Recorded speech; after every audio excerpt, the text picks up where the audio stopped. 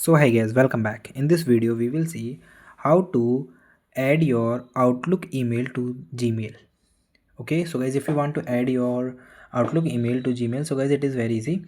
For this guys, first of all you open your Outlook application. Okay, go here and first verify your mail, which mail you are using. Okay, so just go back, go here, and guys, here this is my mail.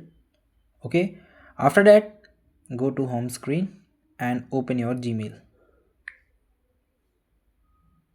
Okay, after clicking here, you click on the option of here and go to the option of login. Here you click and add another account.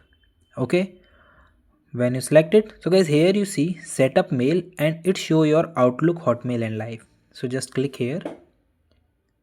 After clicking, wait for a few minutes for setting up, and guys, here enter your email. So just enter your mail, click on next. Now it asks for the password. Okay, so I am put dual authentication, so check the authentic. Just go here, select 16 and approve. So this is my authenticator app and just turn it on. Now it is approved and it is login. Okay, so this is the simple way that you can log in your Outlook mail to the mail. Here you just accept